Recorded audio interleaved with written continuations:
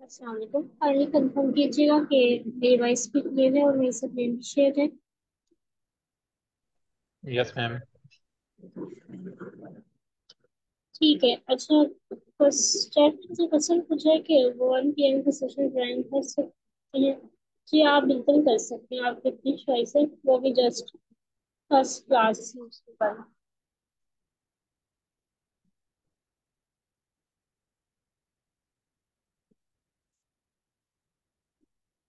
अच्छा, हम आज के टॉपिक की करते हैं। अच्छा, हमने कल एक क्वेश्चन किया था और वो क्वेश्चन टू सम का तो हमने एरे में भी किया था, लेकिन कल हमने 2 पॉइंट्स के थ्रू किया था एक क्वेश्चन टू सम का। और आज जो हम करने जा रहे हैं वो टू सम, एक और क्वेश्चन टू सम वाला।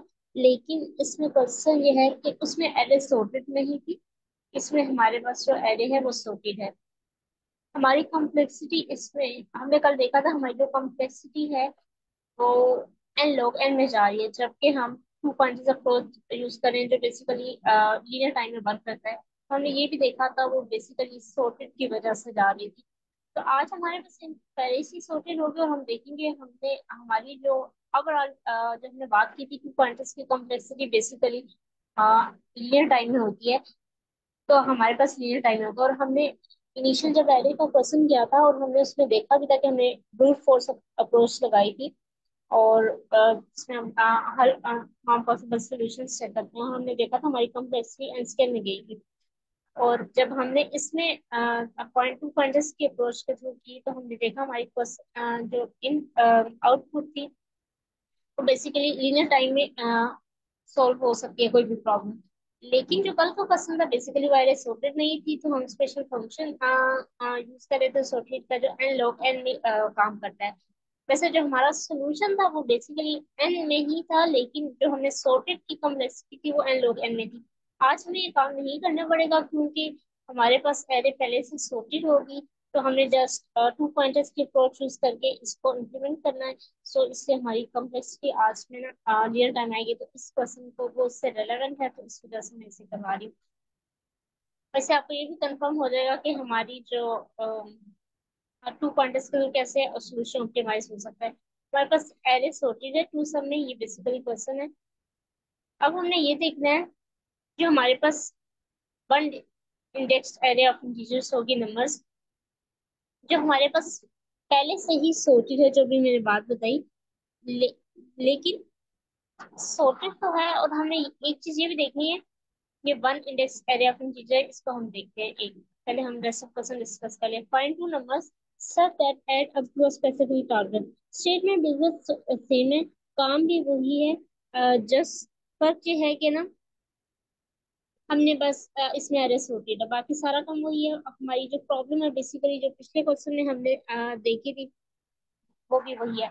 वन इंडेक्स एरे का मतलब ये है कि ये बेसिकली वन इंडेक्स से स्टार्ट हो रही है। वैसे नॉर्मली हम देखते हैं कि हम हमारी जो एरे होती है वो 0 इंडेक्स से स्टार्ट हो रही होती है। तो ये बेसिकली वन से होगी। और हमने कल ये भी देखा था जब हम आंसर रिटर्न करवा रहे थे, ये बेसिकली टू जो इस टाइम एलिमेंट पड़ा हुआ है वो 0 इंडेक्स पे नहीं पड़ा, वन पे पड़ा है, क्योंकि ये वन इंडेक्स एरे है।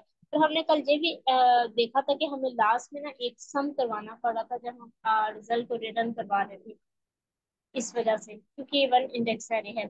Find two numbers such that add up to a specific target number, ये भी हमने देखा था। हमने कोई ऐसे दो नंबर को सम करना है जो हमारे पास टारगेट के इक्वल आ जाए। मैम और ये टू वो इंडेक्स वन पे कैसे है? क्या चीज वन इंडेक्स पे, ये उन्होंने खुद ही असाइन किया हुआ है। वैसे जो एरे होती है वो 0 इंडेक्स से स्टार्ट हुई, तो ये कह रहे हैं कि आपने ये जूम करना है कि जो बेसिकली एरे का टू इस टाइम जीरो को नहीं, वन इंडेक्स को अप्रोच कर रहा है, उन्होंने खुद मैम कहा है। ओके ठीक है। कल हमने देखा भी था, आज हम दोबारा करेंगे। हम लास्ट में आंसर में एक प्लस वन भी करवा रहे थे, वो इसी वजह से करवा रहे थे। Let two numbers be numbers index one. उस नंबर का जो इंडेक्स होगा ना, जैसे इंडेक्स टू, तो हमने बेसिकली इस क्वेश्चन में ना वो कोई भी नंबर है वो किसी इंडेक्स वन पे पड़ा हुआ है। फॉर एग्जाम्पल अगर टू नंबर्स है, वो इंडेक्स वन पे एक नंबर पड़ा हुआ है और दूसरा इंडेक्स टू पे पड़ा हुआ है, इट्स मीन वो जो नंबर स्टार्ट लेंथ होगी ना वो इंडेक्स उसकी रेंज में होगा। Return the indices of the two numbers, हमने वो, अगर कोई भी दो नंबर का सम हमारे पास टारगेट इक्वल आ जाता है तो हमें उन दो नंबर का इंडिसेस रिटर्न करवाने हैं। Indices one and two added by one as an integer array in one index two of length two. Okay, अस्सलाम ये, वालेकुम मैडम। जी बोलिए। मैडम मेरी आज भी ये क्लास है डेटा साइंस, तो ये दूसरे क्लास कोई आपकी दूसरी होगी। वॉइस क्लियर नहीं है, मुझे मैं क्लियर नहीं ये आ कह रही। रहा हूँ कि ये मेरी पहली क्लास है, तो मैं ये कह रहा हूँ कि ये आज इस जो डेटा साइंस का पहला लेक्चर है या दो तीन लेक्चर हो गए इसके? ये इसका आज पहला लेक्चर तो नहीं, ये इसका हेलो। फोर्थ वीक चल रहा है। आपको ये, अच्छा, तो बाकी जो दो तीन लेक्चर है वो कैसे फिर मैं कवर करूँगा? वो आज इसका फोर्थ वीक है। मंडे को हम न्यू जी। टॉपिक स्टार्ट करते हैं। अगर आप ये भी नहीं कवर कर सकते तो 1 PM पे न्यू सेशन भी स्टार्ट हुआ है। उसकी आई थिंक आप बात तो नहीं करे, उसकी दो क्लासेस हुई हैं अभी तक। 1 AM पे? 1 PM पे। अच्छा ठीक है, कल से? वो इसी मंडे से स्टार्ट हुआ है। अगर आप चल। उसकी तो बात नहीं करे, दो तीन क्लासेस, उसकी दो क्लासेस हुई हैं अभी तक से। इसके तो 3 वीक्स हो गए, आज ये फोर्थ वीक है। अच्छा चले ठीक है, बस मैं वही फिर ज्वाइन करूंगा जो 1 बजे शुरू होता है। अगर आप ज्वाइन करना चाहते हैं बेशक करें, हम हर चलो मंडे को ठीक न्यू है। टॉपिक स्टार्ट करते हैं। और इसमें हमने आज 2 पॉइंटर्स अप्रोच को कल डिस्कस किया था, मतलब आज उसी के रिलेवेंट हम क्वेश्चन कर रहे हैं। अच्छा, अभी हमने एक बात की, इंडिसेस जो हमारे पास होते हैं ना, जैसे मैंने एक क्वेश्चन किया था, वो बेसिकली जीरो से स्टार्ट हो रहे होते हैं ना। इन्होंने क्या दिया, वन इंडेक्स आया, तो इस वजह से हम एडिट बाय वन करेंगे।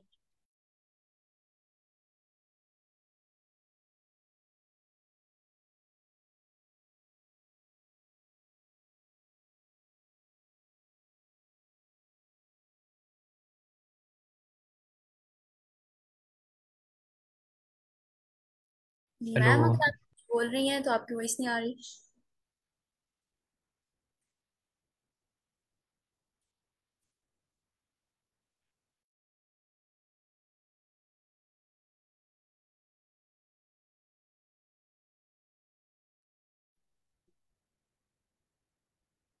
अच्छा, just such that there is exactly one solution, हमारे पास एक ना एक solution exist करेगा।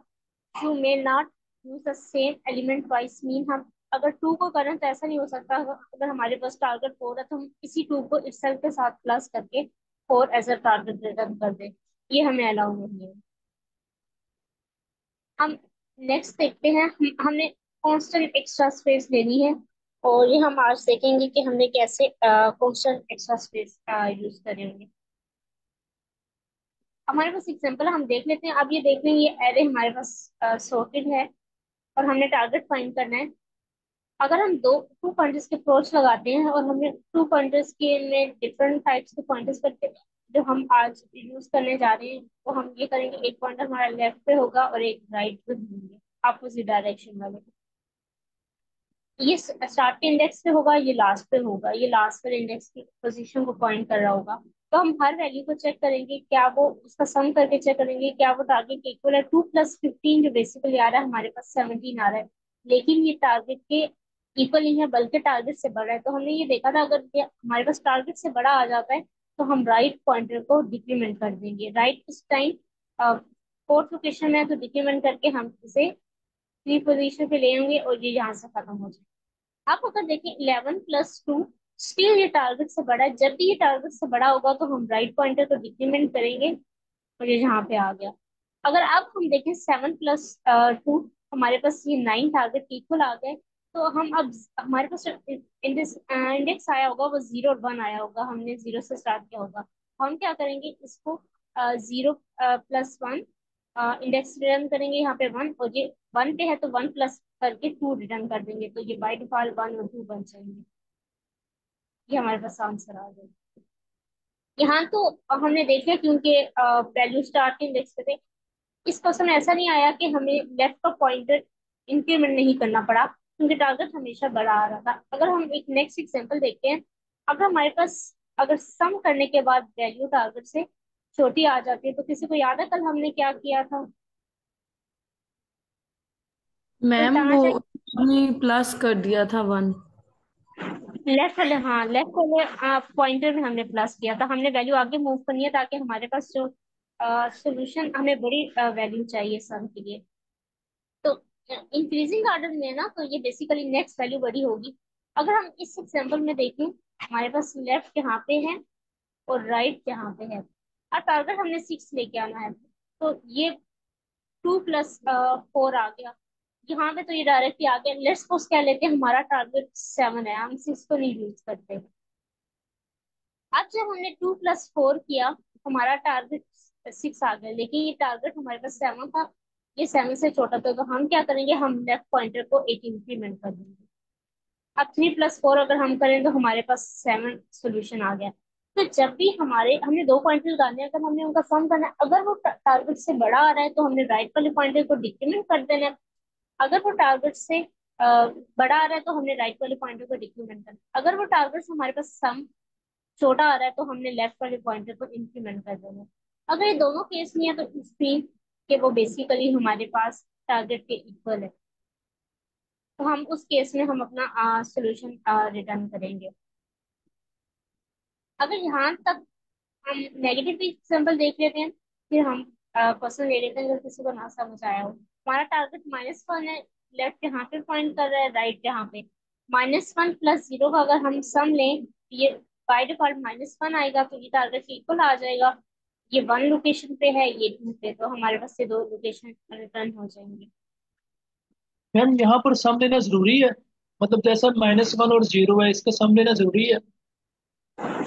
हाँ, हम सम करेंगे तो हमें पता चलेगा कि वो टारगेट के इक्वल आ रहा है कि नहीं ना। ऐसे कैसे पता चलेगा? मैम कुछ मतलब कि ऑपरेशन। जिस तरह से अब एक -1 है और एक 2 है, दो ही यहाँ पर हमारे पास हमारी अरे के अंदर दो ही एलिमेंट्स हैं, -1 और 2। अब -1 और 2 को हम प्लस करते हैं तो टारगेट कभी भी अचीव नहीं होगा। तो अगर सिंपली हम -1 को प्रिंट आउट करवाते हैं तो वो सिंपल एक आउटपुट आएगी, 1 इंडेक्स आ जाएगा। नहीं, क्वेश्चन एक बात लिखी हुई थी, हमारे पास सोल्यूशन एग्जिस्ट करेगा ये हर हर सिचुएशन में हमारे इनपुट के अंदर। वो क्वेश्चन कुछ जी होते हैं मैम, जिसमें ठीक है, हमें थैंक यू। लिखा होता है कि अगर सोल्यूशन नहीं है तो हमें क्या रिटर्न करना है। तो यहाँ पर सोल्यूशन एग्जिस्ट करेगा, तो हमें हमेशा रिटर्न करना होगा। अगर ऐसा केस होता ना होता तो वो मेंशन कर देते, इस केस में वो भी हमें बता देते कि हमें क्या रिटर्न करना है, तो उस केस में हम वो रिटर्न करते। अच्छा, यहाँ तक अगर किसी को प्रॉब्लम की समझ नहीं आई, ये बिल्कुल सिमिलर प्रॉब्लम की हुई, इसमें कुछ खास डिफरेंस नहीं था, अगर स्टिल किसी को, हमने कल भी यही देखी थी, जस्ट उसमें एरे सॉर्ट नहीं थी। अगर स्टिल किसी को नहीं समझ आया तो आप पूछ लें, नहीं तो हम इसके सोल्यूशन की तरफ मूव करते हैं। अगर मिस जिसका कोई कॉन्सेप्ट को लेकर थोड़ी सी कंफ्यूजन थी। यहाँ पे पॉइंटर की बात करें, हमने सी प्लस प्लस में तो पॉइंटर को हम एज एड्रेस लेते होते थे। यहाँ पर हम उसे एज इंडेक्स लेंगे। ये जो हम एग्जांपल वगैरह कर रहे हैं इसकी। हाँ, पॉइंटर जो होते हैं बेसिकली स्पेसिफिक लोकेशन को पॉइंट करने हैं, तो वो वहाँ वो एड्रेस जी को जी। कर रहे होते हैं। यहाँ ये क्वेश्चन के अकॉर्डिंग यहाँ इंडेक्स को पॉइंट कर रहे हैं। चल ठीक है, थैंक यू। मैम काइंडली ये पॉइंट। इंडेक्स का भी क्लियर कर दीजिएगा। यहाँ पर जो कहा है कि इंडेक्स 0 पे है तो उसमें आपने एक 1 ऐड करना है, तो वो 1 पे आ जाएगा। अगर वो 1 पे है तो उसके अंदर एक और ऐड करना है तो वो 2 पे आ जाएगा। ऐसे ही होगा। हमने, अच्छा, मुझे आपका क्वेश्चन सही से समझ नहीं आया, अगर आप अपने क्वेश्चन को दोबारा से रिपीट करेंगे। मैम इंडेक्स की बात कर रही हूँ। आपने अभी कहा कि यहाँ पर क्वेश्चन के अंदर है कि अगर इंडेक्स 0 पे होगा तो उसमें आपने 1 एक ऐड करके वो वाला इंडेक्स होगा। जैसे 0 + 1 होगा तो अगर फर्स्ट वाला वैल्यू जो है इंडेक्स 0 पे है तो वो 1 पे होगी। हाँ, ये हम क्यों प्लस करें, आपने सीखा हमें प्लस करनी पड़ेंगे बाय डिफॉल्ट ना। जो एरे की इंडेक्सिंग होती है वो 0 से स्टार्ट होती है, ये मैंने ऊपर लिख दी। लेकिन इस क्वेश्चन में ये मेंशन किया, आपने ये कंसीडर करना है, ये जो इंडेक्सिंग स्टार्ट होती है वो 0 से नहीं 1 से स्टार्ट हो रही है, ठीक है? यहाँ तक आपको बात समझ आ गई? जी मैम। अब बाय डिफॉल्ट तो वो होती थी। अगर अब मैं देखूं मेरा टारगेट इन दो लोकेशन पे पड़ा हुआ है, 0 और 1 पे ना। अब इन दोनों का सम तो आ रहा है, ये 0 प्लस, जब मैं इंडेक्सेस रिटर्न करूंगी ये तो 0 और 1 बन रहे हैं। बाय डिफॉल्ट इनको क्या बनना चाहिए था, एक इंक्रीमेंट होना चाहिए था ना, जी 1 और मैम। 2। तो हमने जब भी रिटर्न करना है हमने ये अज्यूम किया था कि हमारी एरे की जो इंडेक्सिंग है वो 0 से नहीं स्टार्ट हो रही, वो 1 से। तो हम जब भी 8 प्लस करेंगे तो वो हमारी 1 इंडेक्स एरे हो जाएगी। अगर वो 2 से स्टार्ट होती तो हमें 2 प्लस करना पड़ता।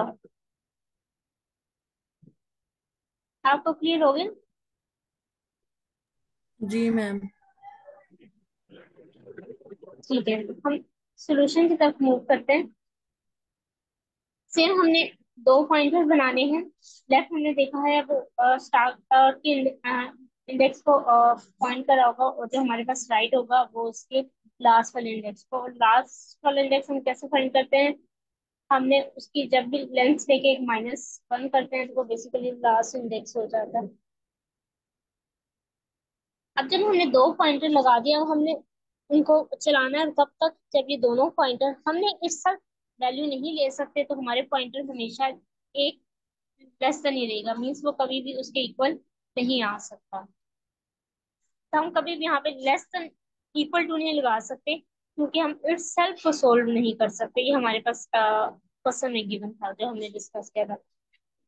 इसके बाद हमने ये दोनों फाइंड करने हैं, और हमने कुछ चीजें देखी थी। एक चीज ये देखी थी, हमें ये चेक करना है क्या अगर हम नंबर्स के अंदर लेफ्ट पॉइंटर पे जो वैल्यू पड़ी है उसका सम प्लस जो राइट पॉइंटर पे वैल्यू है, अगर वो टारगेट से ग्रेटर देन आ जाता है तो हमने क्या करना है, हमें छोटी वैल्यू चाहिए, तो हमने राइट वाले पॉइंटर को डिक्रीमेंट करना है। और ये भी हमने देखा था, ये जो पॉइंटर है ये अपोजिट डायरेक्शन में मूव कर रहे होते हैं। ये 2 इधर है तो इसने फॉरवर्ड में जाना है, ये यहाँ पे है ये तो बैकवर्ड में जाना है। ये अपोजिट डायरेक्शन के पॉइंटर की टाइप से हमने डिस्कस की थी। हम ऐसा क्या करेंगे कि 15 को एक बैकवर्ड लेके आना है। ये लेफ्ट वाला पॉइंटर फॉरवर्ड की तरफ मूव करेगा और जो राइट वाला पॉइंटर है वो बैकवर्ड की तरफ। तो बैकवर्ड हम इसे लाने के लिए एक डिक्रीमेंट कर देंगे राइट के पॉइंटर को। अगर ये केस कंडीशन ट्रू नहीं होती, अगर हमारे पास टारगेट का सम बड़ा नहीं है, तो ये हो सकता है कि उसका सम टारगेट से छोटा हो। तो हम क्या करेंगे इस केस में, हमें तो बड़ी वैल्यू चाहिए तो हम लेफ्ट को इंक्रीमेंट करेंगे। उससे ये होगा कि जब हमारी वैल्यू नेक्स्ट असेंडिंग आर्डर में होती है तो नेक्स्ट वैल्यू हमेशा डेफिनेटली बड़ी होगी, और वो हमें टारगेट की इक्वल सोल्यूशन दे सकती है। तो हम लेफ्ट पॉइंटर को इंक्रीमेंट करेंगे। अगर ये दोनों केस नहीं है, ना तो वो टारगेट से बड़ी है ना ही वो टारगेट से छोटी है, तो इस केस में ये होगा कि वो हमारे पास टारगेट से इक्वल आ गई है। कल वाले क्वेश्चन में हमने ये किया था कि हम उस क्वेश्चन में वहां से ब्रेक कर जाते थे, अगर किसी को याद हो। अगर नहीं भी याद तो कोई बात नहीं, उसमें हम ब्रेक करके दोबारा से हम टू इंडेक्सेस उसके फाइंड करते थे, क्योंकि हमने ना सॉर्टेड के साथ काम कर रहे थे, हमारे पास दो एरे थी। लेकिन इस क्वेश्चन में कोई बताएगा कि हमें क्या करना चाहिए? मैम मैम डायरेक्टली यहाँ पर इसको इनके मतलब इंडेक्स प्रिंट कर देंगे। क्या करेंगे? इंडेक्स जो इंडेक्स 1 लेफ्ट और राइट है वो हम प्रिंट कर देंगे। हाँ, वो हमने रिटर्न करवा देंगे। लेकिन हम एक एरे बनाएंगे जिसमें हमने दो इंडेक्सेस करवानी है ना, तो हम एक एरे बना लेते हैं आंसर के नाम से, जो हमने जिसमें हम दोनों इंडेक्स स्टोर करवाएंगे और फिर असेंड करेंगे करेंगे तो अगर, और हमने ये भी देखा कि हमने 1 + 1 करवा के रिटर्न करवाना है। दोनों को अपेंड करवाएंगे, राइट +1 करेंगे, और जब ये 1 बाय 1 अपेंड हो जाएगा तो उसके बाद हमने यहाँ पे ही आंसर रिटर्न करवा दो। मैम दोनों में ही हम प्लस कर रहे हैं। हाँ दोनों, क्योंकि वो एक ही एरे को पॉइंट कर रहे हैं ना, तो इट्स मीन दोनों की इंडेक्सेस हमने चेंज करनी है ना। मैम ये मैम लाइन मुझे नंबर 12 और समझ 13 है, इसको हम एक लाइन में कर सकते हैं। क्या कर सकते हैं? मतलब ये जो आर्ग्यूमेंट में लेफ्ट +1 है और राइट +1 है, इनको हम एक ही लाइन में कोमा के साथ सेपरेट करके अपेंड कर सकते हैं दोनों को एक साथ। आप ये कह रहे हैं कि हम एक साथ करें? हाँ, मुझे तो देखते हैं कि ये दो आर्गुमेंट ले सकता है। दो तो डायरेक्ट नहीं लेगा, टपल की तरह अगर हम पास करें।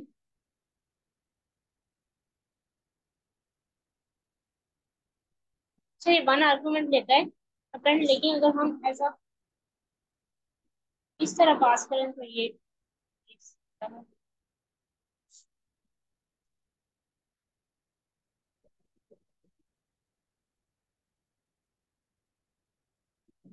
अच्छा, ये ना बेसिकली अगर हम यूं अपेंड करवाते हैं ना।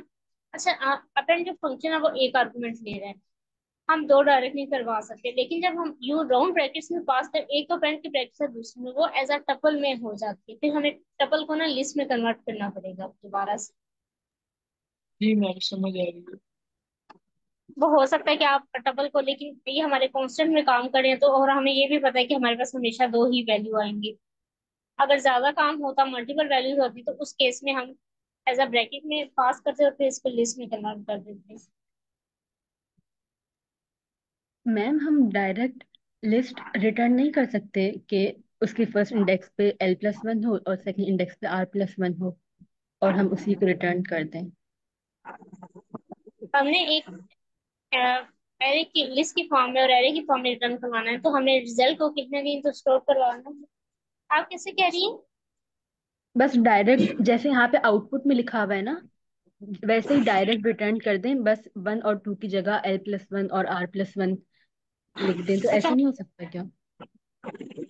अच्छा, क्यों आप कह रही हैं? Yes ma'am.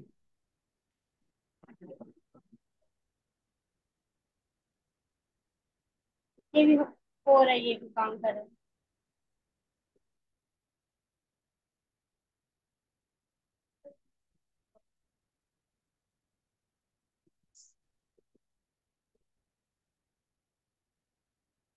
हाँ, ये भी काम हो रहा है।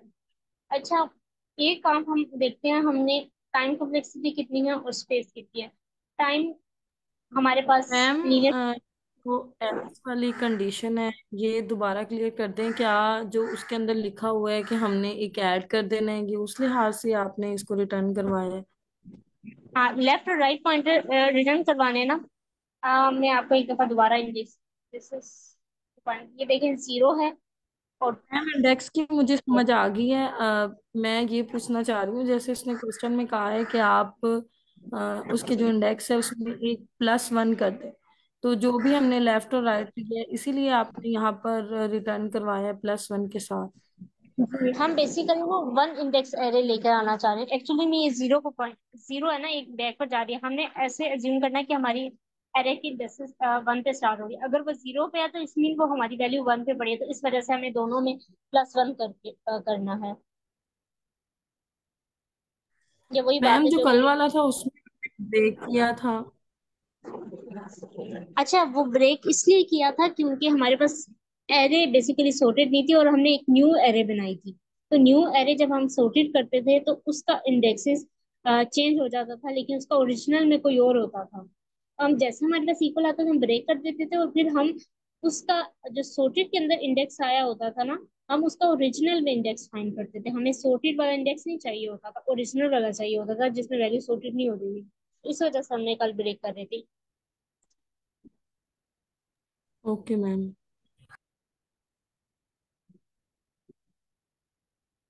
अच्छा, हम इसकी टाइम कॉम्प्लेक्सिटी भी देखते हैं और स्पेस भी, और हम ये भी देखते हैं इसकी कांस्टेंट स्पेस कॉम्प्लेक्सिटी कैसे है, जो हमें यहाँ पे बात की हुई थी। अगर हम टाइम स्पेस कॉम्प्लेक्सिटी बाद में आते हैं, पहले हम टाइम कॉम्प्लेक्सिटी देखते हैं। ये हमारे पास एक वाइल लूप चलेगा, और ये तब तक चलेगा जब तक लेफ्ट हमारे पास राइट लेस देन है। और ये बेसिकली एन टाइम्स पे डिपेंड्स है, नंबर ऑफ लाइक वैल्यूज पे। हमारे पास जो भी एरे है, जब तक इससे लेफ्ट होगा तो ये चलता ही रहेगा। ये हमारे पास कोई स्पेसिफिक नहीं है, बेसिकली एन टाइम चलेगा, तो यहाँ पे जो इसकी टाइम कॉम्प्लेक्सिटी आएगी वो ओ एन आएगी। अगर हम बाकी कंडीशन को चेक करें, ये जस्ट एक स्पेसिफिक वैल्यू को असेस कर रहा है और फिर प्लस करके चेक कर रहा है। यहाँ पे हमारे पास O ऑफ 1 है। ये भी जस्ट एक डिक्रीमेंट कर रहा है, तो ये भी हमारे पास O ऑफ 1 टाइम कॉम्प्लेक्सिटी में काम करता है। और बाकी जो नीचे हैं, एलिफ की कंडीशन को अगर हम देखें, ये भी O ऑफ 1 में काम करेगी, ये भी O ऑफ 1 में चलेगी, इसमें जस्ट इंक्रीमेंट करना है। और यहाँ पे भी जस्ट रिटर्न हो रहा है, O ऑफ 1 में काम कर रहे हैं। और अगर हम इसकी स्पेस कॉम्प्लेक्सिटी देखें, तो वो हमारे पास कांस्टेंट आती है। ये जो वेरिएबल होते हैं बेसिकली O ऑफ 1 में काम कर रहे होते हैं। हमारे पास जो वेरिएबल होते हैं जस्ट एक वैल्यू स्टोर कर रहे होते हैं। लिस्ट में बेसिकली O ऑफ n होते हैं कि हम कह रहे होते हैं ये n वैल्यूज ले रही है। तो यहाँ पे जो इसकी स्पेस कॉम्प्लेक्सिटी है, जिसको मैं ग्रीन से डिनोट कर रही हूँ, ये O ऑफ 1 है। ये जैसे एक वैल्यू ले लिया, यहाँ पे भी ये एक जस्ट वैल्यू ले रही है। लेंथ ऑफ नंबर्स क्या है, 4 है, 4 - 1 3। ये बेसिकली हमारे पास 3 एक नंबर स्टोर करी है, तो यहाँ पे भी इसकी जो टाइम कम्प्लेक्सिटी होगी इस टाइम में, वो भी स्पेस कम्प्लेक्सिटी सॉरी, इसमें भी ये इसकी जो होगी वो O1 होगी। ये अगर आप हमारे पास स्पेस O1 ले लिया, लेकिन अगर आपको क्वेश्चन आता है जैसे मैंने आंसर की एरे बनाई थी, लिस्ट में तो हम कहते हैं n वैल्यूज होंगी तो n कम्प्लेक्सिटी होगा। अगर मैं एक्स्ट्रा आंसर की यूज भी कर लेती हूँ, फिर भी मेरी टाइम कम्प्लेक्सिटी कांस्टेंट रहेगी। क्यों? क्योंकि मुझे पता है कि मैं अगर यहाँ में तो हम डायरेक्ट अभी रिटर्न करें ना, अगर हम आंसर में भी वैल्यू फाइंड करवा रहे हैं तो वो हमारे पास फिक्स है, हमें पता है कि उसमें हमेशा दो ही वैल्यूज आएंगे, टारगेट के जो दो इंडेक्स होंगे। अगर हम वैसे तो ये होता है कि हम लिस्ट कंसीडर करते हैं, हम कहते हैं वो एन स्पेस वेरी, क्योंकि उसमें एन वैल्यूज आ रही होती है और वो एन फिक्स नहीं होता। यहाँ पे जो मैंने आगे आंसर की एरे बनाई थी, वो बेसिकली टू वैल्यूज ले रही थी और हर दफा उसमें टू जाएंगे, वो एक कांस्टेंट नंबर है। तो हम उसमें कह सकते हैं कि वो कांस्टेंट स्पेस ले रहा है अगर हम वो यूज करते हैं। यहाँ पे तो अब हमने अभी खत्म कर दिया, लेकिन अगर आप तब भी यूज करते हो, आपको पता है कि वो फिक्स 10 वैल्यूज लेगी। एक आंसर कैरे बना रहे हो तो वो बेसिकली कांस्टेंट हो जाता है, नंबर हमेशा कांस्टेंट ही रहता है।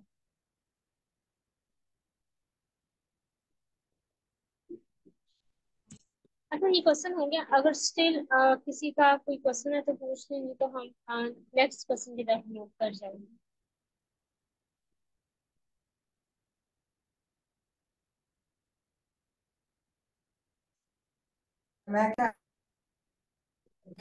मैम काइंडली आप ये भी क्लियर कर दीजिएगा कि वाइल लूप और फॉर लूप में क्या फर्क होता है। अच्छा, दोनों का अच्छा जो सिमिलरिटी है वो ये है, वो किसी रेपिटेटिव टास्क को हम सोल्व करने के लिए, ताकि वो काम अगर मैंने ये एन टाइम चलाना है तो मुझे एन टाइम ये कंडीशन दोबारा नहीं लिख सकती। लेकिन मेन डिफरेंस ये है कि लूप जस्ट इंक्रीमेंट कर रहा होता है, वाइल किसी स्पेसिफिक कंडीशन पे बेस कर रहा होता है।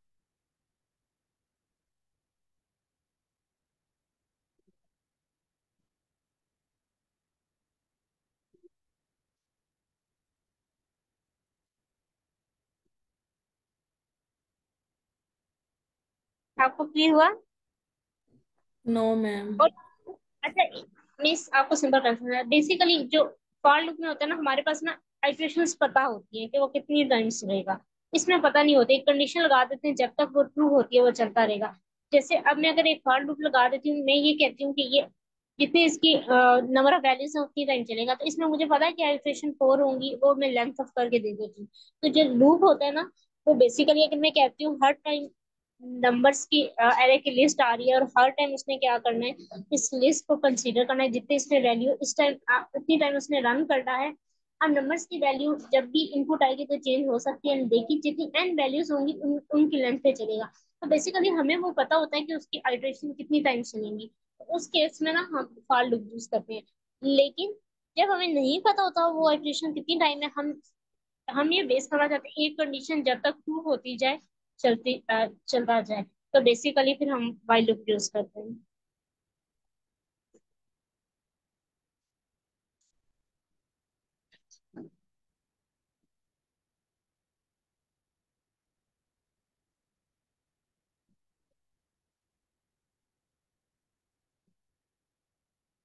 होप्स तो आपको क्लियर हो गया होगा। हम नेक्स्ट क्वेश्चन की तरफ मूव करते हैं।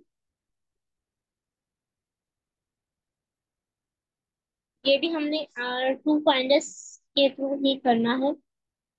क्वेश्चन है वैलिड पैलिंड्रोम। अच्छा, किसी को पता है कि पैलिंड्रोम क्या होती है? कोई बताना चाहेगा?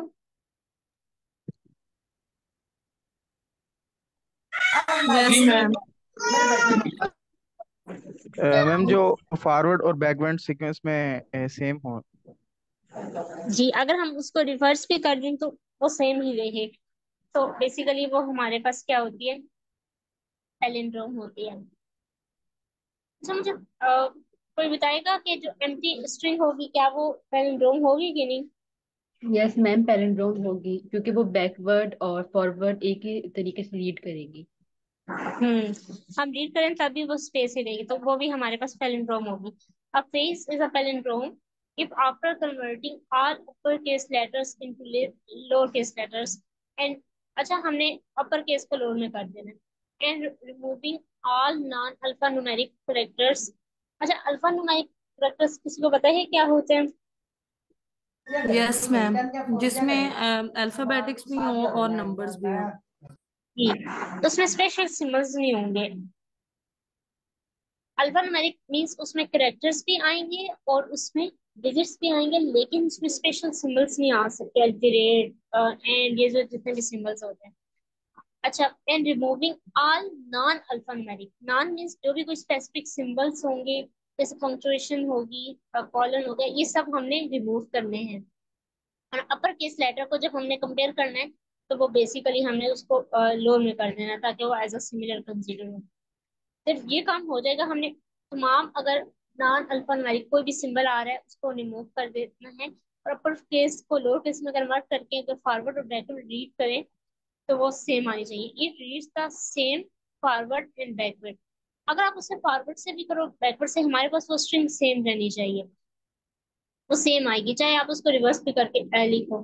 तो वो हमारे पास बेसिकली पेलिंड्रोम होगी। Alpha numeric characters include letters and numbers. अभी जो आपने बताया था कि वही बात लिखी हुई है कि अल्फा न्यूमेरिक कैरेक्टर्स क्या होते हैं।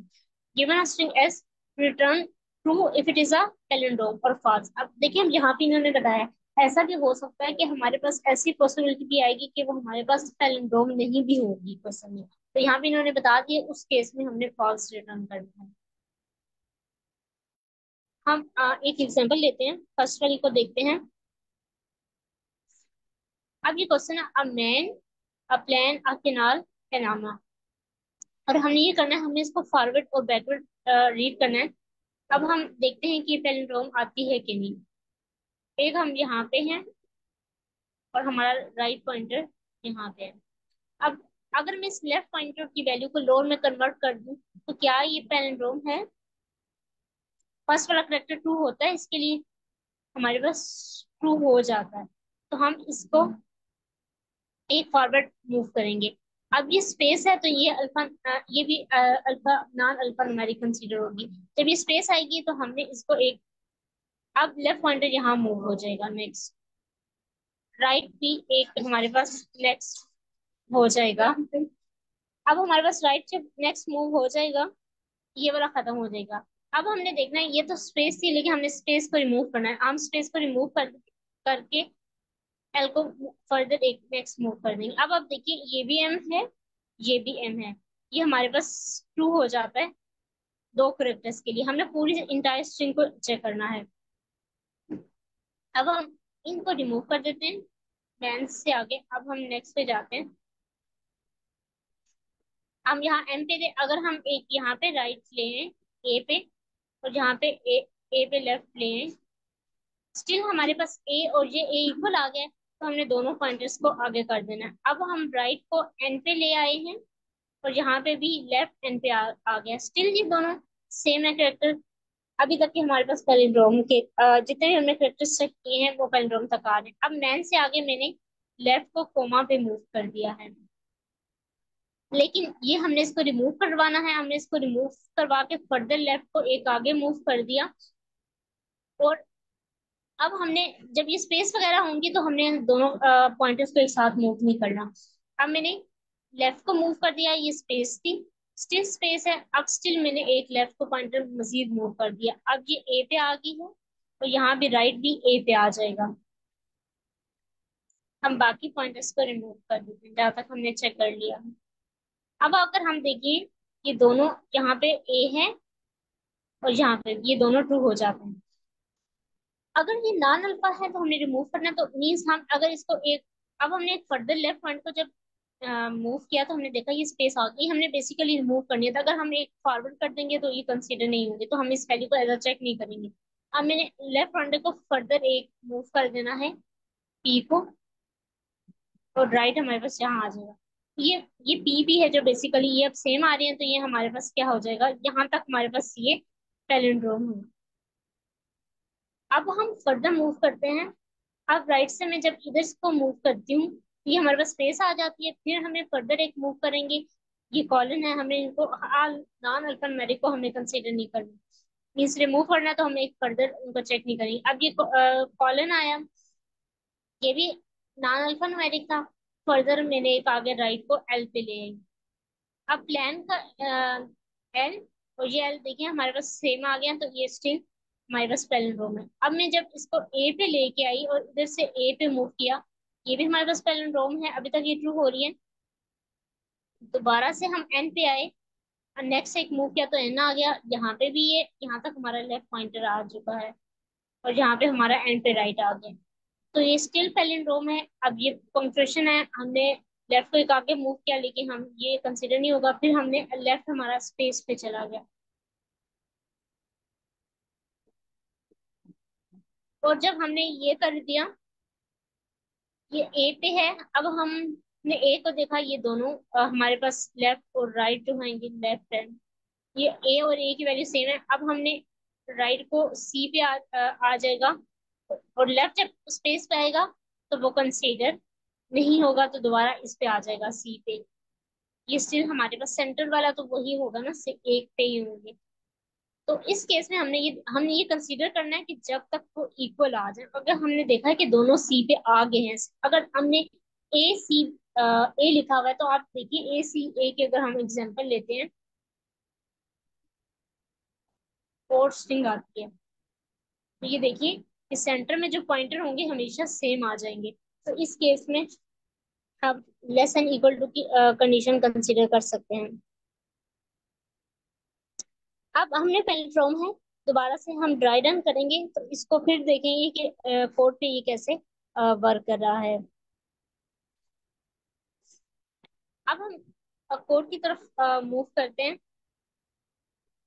कोड करके हम दोबारा से एग्जांपल्स का फिर ड्राई रन करेंगे। हमारे पास टाइम कम है, हम साथ में फिर एग्जांपल्स को देख लेंगे।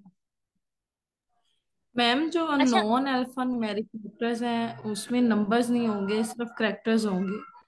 नहीं नहीं, नॉन अल्फान्यूमेरिक मीन्स उसमें सिंबल्स या पंक्चुएशन कुछ होंगे, अल्फान्यूमेरिक मीन्स उसमें सिर्फ लेटर और नंबर्स होंगे। नॉन अल्फान्यूमेरिक में कोई सिंबल आ जाता है, ये कॉलन आ जाता है, पंक्चुएशन, ये सब नॉन अल्फान्यूमेरिक कंसीडर होंगे। ओके।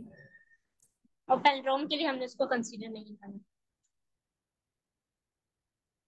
यहाँ पे भी हमारे जो पॉइंटर हैं दो होंगे, राइट एंड लेफ्ट, एक जीरो को पॉइंट करेगा, एक लास्ट वाले को स्ट्रिंग की लेंथ पे एक काम चलेगा। हमने ये देखना है कि लेस देन है कि नहीं, कब तक ये चलेगा। अब हमने चेक करना है, अगर वो जो हमारे पास कैरेक्टर नहीं है, जो हमारे पास स्ट्रिंग के अंदर लेफ्ट पोजीशन पे जो कैरेक्टर है वो अल्फा न्यूमेरिक ना हो, तो तब हमने एक मूव करते जाना है नेक्स्ट की तरफ, लेफ्ट के पॉइंटर की तरफ। तो हमने कैसे चेक करना है कि वो अल्फा न्यूमेरिक है कि नहीं, तो हमारे पास पाइथन के अंदर एक फंक्शन होता है बिल्डिंग, जो हमें ये बता देता है कि वो अल्फा न्यूमेरिक है कि नहीं। अगर वो नहीं है, हम इधर डॉट लगाएंगे, अगर वो अल्फा न्यूमेरिक नहीं है मींस वो सिंबल जब स्पेस कुछ भी नहीं है, तो उसको एक हमारा जो लेफ्ट का पॉइंटर है, लेफ्ट वाली साइड पे वैल्यू अगर वो अल्फा न्यूमेरिक है मींस वो नाम पे ऐसा सिंबल वगैरह नहीं है, तो हमने लेफ्ट वाले पॉइंटर को एक मूव कर देना है। हम एक और कंडीशन लगाएंगे, जो हमारे पास राइट वाली पोजीशन पे वैल्यू है, उसको भी हमने चेक करना है कि वो अल्फा न्यूमेरिक जस्ट होनी चाहिए। अगर वो अल्फा न्यूमेरिक नहीं है, नॉट का मतलब है वो नहीं है, तो हमने क्या करना है, हमने राइट वाले पॉइंटर को एक डिक्रीमेंट कर देना है, क्योंकि अगर वो अल्फा न्यूमेरिक नहीं है तो इट्स मीन वो या तो कोई सिंबल है, तो वो तो हमें चाहिए ही नहीं। तो हमने एक पॉइंटर को, जैसे हम यहाँ पे मूव करे थे, एग्जाम्पल देख लीजिए, तो इसको भी हमने राइट को एक बैकवर्ड की तरफ मूव कर देना है। एक और कंडीशन लगाएंगे, अगर ये दोनों नहीं है, आपको पता है एलिफ की कंडीशन, अगर ये पहली फॉल्स होती है तो फिर नेक्स्ट एग्जीक्यूट होते हैं। इसका मतलब है ना तो लेफ्ट साइड पे नॉन न्यूमेरिक कैरेक्टर आया है, ना राइट साइड पे, तो इट्स मीन है कि वो दोनों क्या है, दोनों पॉइंटर की वैल्यू क्या आ गई है, अल्फा न्यूमेरिक है। सेम। मीन्स ऐसा नहीं नॉन अल्फा न्यूमेरिक नहीं है, तो हम उसको लोन में कन्वर्ट करेंगे और चेक करेंगे क्या वो इक्वल आ रही है। ये तो हमें पता चल गया, यहाँ पे अगर ये दोनों कंडीशन फॉल्स हो जाती है, इट्स मीन वो दोनों में सिंबल्स नहीं है, तो इट्स मीन वो या तो करेक्टर है या वो डिजिट है। तो हम क्या करेंगे, हम चेक करेंगे दोनों वैल्यू को। हमने ये देखा था कि हमने ना इसको लोअर केस में कन्वर्ट करना है, पर अगर कोई अपर केस लेटर हुआ तो कन्वर्ट करनी है। क्या वो दोनों वैल्यू आपस में इक्वल है? अगर इक्वल है तो हमने दोनों पॉइंटर को एक साथ, एक को प्लस कर देना और राइट को हमें पता है कि हमने डिक्रीमेंट करना होता है जो लास्ट पोजीशन होगा। अगर ये भी कंडीशन ट्रू नहीं होती, लेट्स सपोज ये दोनों इक्वल नहीं आते, तो इसका मतलब है कि वो दोनों आपस में इक्वल नहीं आ रहे, तो वो हमारे पास क्या हो गया, पैलिंड्रोम नहीं है। एक भी अगर करेक्टर आपस में इक्वल नहीं आते लेफ्ट और राइट का, तो ये कंडीशन फॉल्स हो गई ना, तो फिर वो एल्स पे आया है, तो इस मीन कि वो पैलिंड्रोम, एक भी अगर करेक्टर के लिए वो फॉल्स हो जाता है तो वो पैलिंड्रोम नहीं होगी। तो हम यहाँ पे ही डायरेक्ट फॉल्स रिटर्न करवा देंगे। अगर ये एल्स की कंडीशन कभी भी एग्जीक्यूट होती है, मीन्स तो ऊपर से कोई हमेशा वो इक्वल आ जाते हैं, इट्स मीन हमारी वो इंटायर स्ट्रिंग रन होगा, और इसका मतलब है कि वो सारे करेक्टर के लिए कंडीशन पास हो गई है और वो ट्रू है। तो अब फिर हम ट्रू रिटर्न करवा देंगे, और ये वाइल के इंडेंट में आना चाहिए।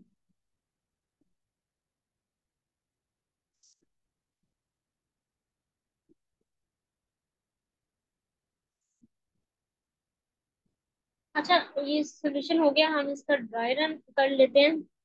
पहले फर्स्ट वाली एग्जांपल पे वन बाय वन कर लेते हैं।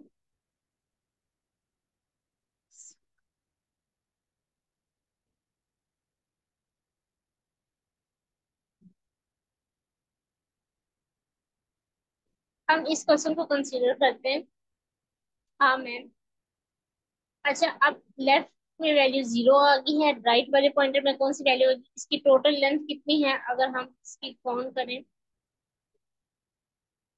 1 2 3 4 5 6 7 8 9 10 11 12 13 14 15 16 17 18 19 20 21 22 23 24 25 26 27 28 29 30। ये हमारे पास टोटल लेंथ 30 आ गई है, और हमने एक -1 कर देना है, तो ये 29 हो जाएगा।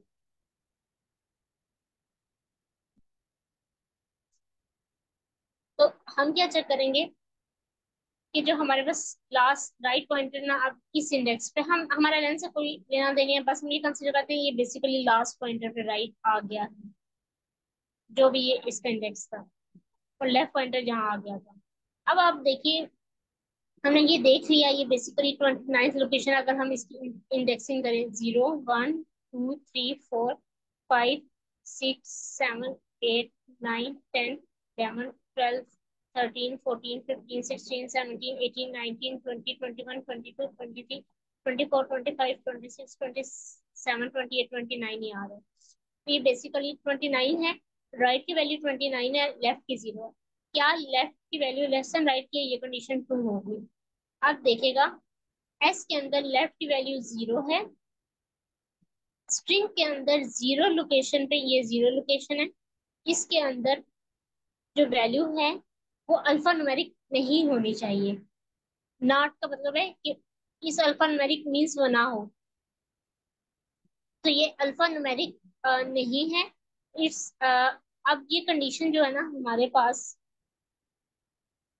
फॉल्स हो गई, क्यों, ये तो हमारे पास चेक करा था इज अल्फान्यूमेरिक है कि नहीं। अब अल्फान्यूमेरिक नहीं होनी चाहिए, मींस अल्फान्यूमेरिक क्या है कि आपके पास करेक्टर और डिजिट है, और ये कह रहा है नॉट लगा रहा है, करेक्टर और डिजिट नहीं होनी चाहिए, मींस या तो सिंबल्स होने चाहिए या कुछ और। तो ये कंडीशन फॉल्स हो जाएगी, तो ये अलिफ पे आ जाएगा। अब ये देखिएगा कि जो हमारे पास राइट पे वैल्यू है, राइट की वैल्यू 29 है, राइट की वैल्यू 29 है, एस ऑफ 29 पे देखेगा क्या वो अल्फान्यूमेरिक नहीं है, मीन्स ना तो वो लेटर है ना वो डिजिट्स है, लेकिन यहाँ पे केस फॉल्स हो गया, ये भी कंडीशन ट्रू नहीं है। अब वो एलिफ पे आएगा, जो लेफ्ट पे वैल्यू है उसको भी लोअर में कन्वर्ट करेगा, कैपिटल ए है वो लोअर में कन्वर्ट हो जाएगा, ये तो ऑलरेडी लोअर में है। और ऐसा प्राइड पे इस टाइम ये वाली वैल्यू, क्या ये दोनों आपस में इक्वल है, तो हमने हाँ देखा ये इक्वल है, ये लेफ्ट पॉइंटर को एक इंक्रीमेंट कर देगा, लेफ्ट पॉइंटर ए की बजाय स्पेस को पॉइंट करने लग जाएगा, और राइट पॉइंटर एम को पॉइंट करने लग जाएगा। अब यहाँ पे ये क्या करेगा, अब एल्स की कंडीशन एग्जीक्यूट ही नहीं होगी, अब दोबारा लूप चलाएगा।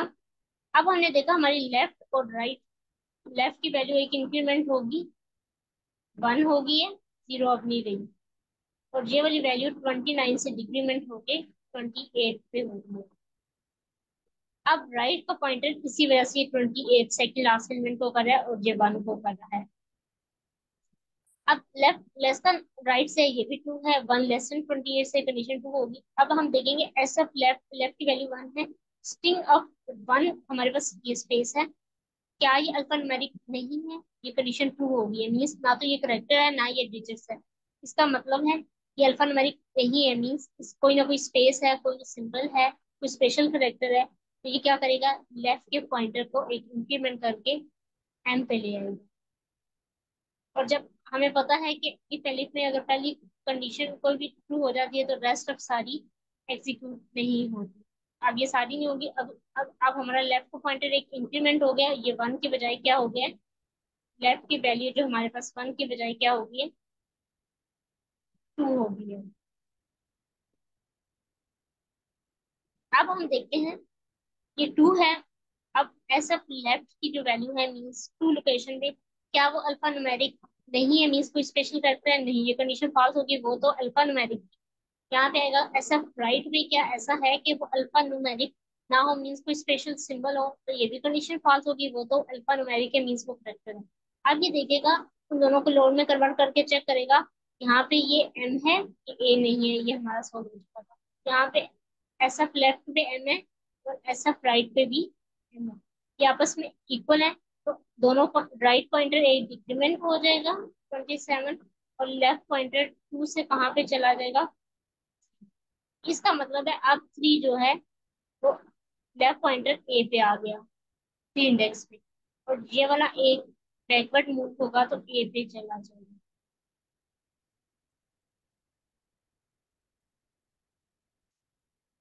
अच्छा जैसे ही नेक्स्ट पे गया तो ये फिर अगेन देखेगा क्या ये दोनों वैल्यू इक्वल है, ये भी कंडीशन फॉल्स हो जाएगी, ये भी हो जाएगी, ये दोनों वैल्यू इक्वल है क्योंकि दोनों में एन एन पड़ा हुआ है, एक कंडीशन ट्रू होगी, दोबारा एक पॉइंटर नेक्स्ट मूव कर जाएगा, लेफ्ट कोमा पे आ जाएगा और राइट जो है ए पे आ जाएगा। ये करता ये क्रॉस होगा। अब जब नेक्स्ट कंडीशन एग्जीक्यूट होगी, और ये भी हमारे पास एक इंक्रीमेंट हुआ, 4 हो गया, और ये 26 हो गया है।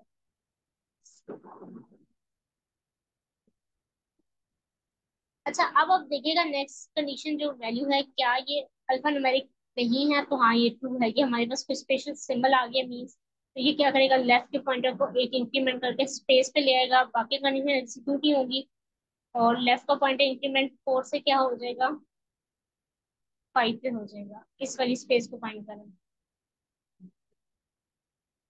5 तो बिल्कुल 0 1 2 3 4 5, ये बेसिकली अब स्पेस हो गया ना, तो ये 6 हो जाएगा। अब जब यहाँ पे आ गया,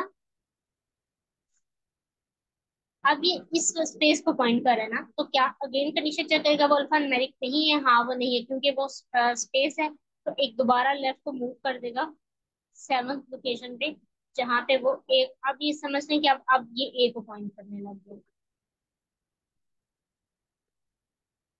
राइट अभी तक ए पे ही खड़ा हुआ है। अब जब देखा ये अल्फा न्यूमेरिक नहीं था, लेफ्ट की वैल्यू, हाँ ये कंडीशन फॉल्स हो गई, दोबारा इस पे चेक करें क्या राइट की वैल्यू हमारे पास अल्फा न्यूमेरिक नहीं है, ये भी करेक्टर है, तो सिंबल है ही नहीं, ये कंडीशन फॉल्स हो गई। अब इधर आके चेक करेगा इसकी वैल्यू ए है और इसकी ए, क्या ये दोनों इक्वल है, ट्रू है, तो लेफ्ट का पॉइंटर इंक्रीमेंट करके 8 कर देगा, और ये वाली 26 से क्या हो जाएगी 25।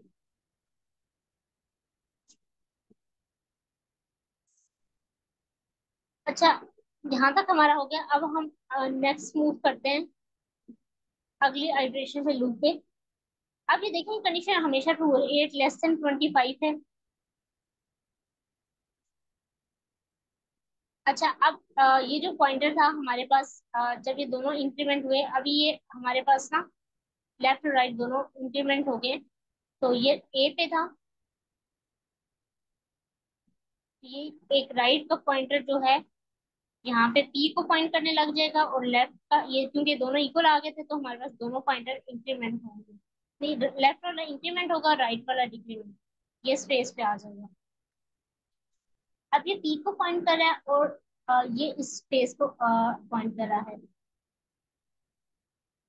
अब हम देख सकते हैं हमारी ये हमने इसको तो इंक्रीज से नहीं किया, 24 होंगे, पता नहीं मैंने किया था यानी 29 28 27 26 25, 29 28 27 26 25 24। आई थिंक हमने कुछ इसको डिक्रीमेंट नहीं किया, क्योंकि ये 29 था, ये 28, ये 27, ये 26, 25, 24, ये 23 में होना चाहिए, मैंने कोई मिस कर दिया, इसको कहीं डिक्रीमेंट नहीं किया। अच्छा, अब और ये भी हम देख लेते हैं, 0 1 2 3 4 5 6 7 8 9, ये 9 लोकेशन को अब पॉइंट करा है, तो हमने लगता है एक दफा कहीं इंक्रीमेंट नहीं किया, जैसे हमारी आई थिंक ए पे कंडीशन पूरी होगी। अब ये 9 पे है, ये इस पे, अब हम चेक करेंगे कि ऐसा जो लेफ्ट है वो अल्फा न्यूमेरिक नहीं है, ये तो कंडीशन फॉल्स होगी, वो तो करेक्ट है। राइट की वैल्यू ऐसा है कि वो अल्फा न्यूमेरिक नहीं है, हाँ वो तो सिंबल है, तो राइट के पॉइंटर को एक 23 से डिक्रीमेंट करके 22 पे ले आएगा। अब दोबारा कंडीशन चलेगी, अब ये तो लेफ्ट वाली वैल्यू हमारे पास करेक्टर है, लेकिन राइट वाली सिंबल है, तो कॉलन को एक मूव करके राइट को, कॉलन पे पिछली दफा उसने मूव किया था, तो अब ये मूव करके ना एल पे ले आएगा, ये 22 से क्या आ जाएगी 21 पे। अब हम दोबारा आएंगे तो हम देखेंगे 9 < 21 है, ये भी तो कंडीशन ट्रू हो रही है। अब हम देखेंगे ये एल पी को पॉइंट करा, ये हमने पी को ना यहाँ मूव नहीं किया, ये लेफ्ट पॉइंटर पी को आ चुका था जब ये दोनों पी सेम आए थे, उस वक्त ये पॉइंटर इंक्रीमेंट हुए थे, मैंने नोट नहीं किया शायद। अब ये दोनों एल पे आ गए हैं, तो ये हमारे पास कंडीशन ट्रू हो रही है, तो दोनों लेफ्ट वाला पॉइंटर एक इंक्रीमेंट होके ए पे चला जाएगा क्योंकि ये दोनों इक्वल हैं, और एल वाला राइट वाला एक इधर आ जाएगा, ये लेफ्ट है ये राइट है। और हमारे पास इंडेक्सिंग भी एक ऐड होगी, लेफ्ट वाले पॉइंटर में 10 हो जाएगा और ये 20 हो जाएगा।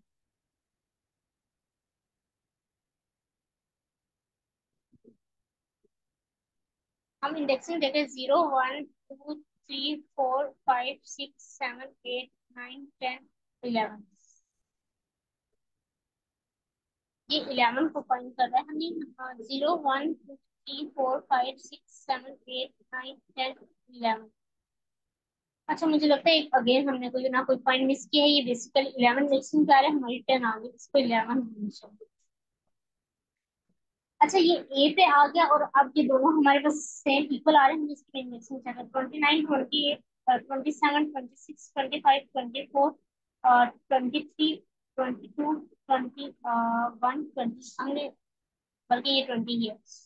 अच्छा, ये दोनों हमने देखेंगे फिर सेम हुए, फिर ये सॉरी 9 10, ये 12 पे आ जाएगा, एक पॉइंट इंक्रीमेंट होगी, ये वाली कंडीशन पे होगी, ये 19 पे आ जाएगा। अब ये राइट वाला बेसिकली एन को पॉइंट करने लग गया, और ये लेफ्ट वाला एन को यहाँ पर। अब ये नेक्स्ट आएंगे तो हम पिछली सब वैल्यू को डिलीट कर देंगे।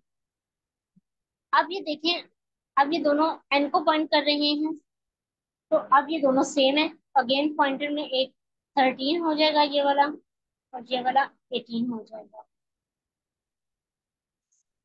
अब जब दोबारा आएगा चेक करेगा और ये पॉइंटर एक लेफ्ट वाला अब यहाँ पे आ जाएगा और राइट वाला ए को पॉइंट करने लग जाएगा।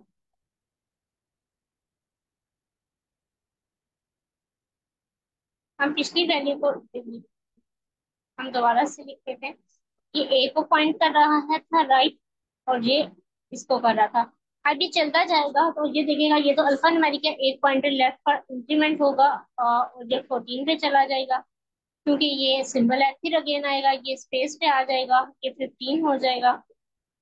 फिर अगेन ये ए पे आएगा तो ये दोनों कंडीशन ट्रू हो जाएंगी, तो 15 वाला पॉइंटर 16 पे चला जाएगा और 18 वाला 17 पे चला जाएगा। अब जब ये यहाँ से ये पॉइंटर अब ये 16 पे है तो ये जब मूव होगा अब ये 17 वाला सी पे आ जाएगा और वो 16 है वो यहाँ पे स्पेस है तो ये स्पेस आएगी तो ये पॉइंटर मूव इधर करेगा, ये 17 पे आ जाएगा। ये कंडीशन यहाँ पे लेसन नहीं देगा तो ये फॉल्स हो जाएगी, तो बेसिकली ये लूप से बाहर आ जाएगा और यहाँ पे आके रिटर्न ट्रू कर देगा। तो अब हम जल्दी से एक एग्जांपल इसकी भी देख लेते हैं। इसकी ओवरऑल टाइम कॉम्प्लेक्सिटी ना ऑफ एन है। हम और स्पेस कांस्टेंट है, हमने जैसे ये गेम में कुछ स्पेसिफिक प्लेस या डाटा सेट यूज किया। हम एक दफा फॉल्स वाली कर लेते हैं। ये जीरो लोकेशन पे है और ये मैम लास्ट लोकेशन पे है। मैम एक टूल है पाइथन ट्यूटर के नाम से, तो उसमें हम इजीली कोड की एग्जीक्यूशन विजुअलाइज कर सकते हैं। तो अगर हम वो यूज कर लें हाँ हाँ, वो तो उसमें इजी भी हो कर जाएगा। सकते ओके। हैं। यहाँ पे चीजें पार्टिसिपेंट को सही समझ आ रही होती हैं जब आप वन बाय वन करते हैं, तो इस वजह से वैसे उसमें भी हो सकता है, वो हम किसी नेक्स्ट क्लास में उसको भी देखेंगे। ओके। अच्छा, ये आर चलेगा यहाँ तक, ये सेम होगा, फिर ये ए होगा ये सेम आएगा, यहाँ सी आ जाएगा। फर्स्ट वाली में हम देखते हैं अगर लेफ्ट पॉइंटर जीरो पे है दूसरा 9 पे है, ये तो अल्फा न्यूमेरिक नहीं है, ये भी कंडीशन फॉल्स होगी। ये भी यहाँ पे ये दोनों आर आर सेम है तो दोनों पॉइंटर इंक्रीमेंट हो जाएंगे। लेफ्ट वाला भी ए पे आ जाएगा, राइट वाला इस नेक्स्ट, ये दोनों स्टिल सेम है। फिर नेक्स्ट टाइम लेफ्ट यहाँ आ जाएगा, राइट यहाँ आ जाएगा। लेकिन अब ये जब यहाँ तक तो हमारा आ गया, अब जैसे ही वो आगे जाएगा यहाँ पे ये आ जाएगा, ई पे पॉइंट करेगा तो ये राइट से स्पेस पे आएगा। स्पेस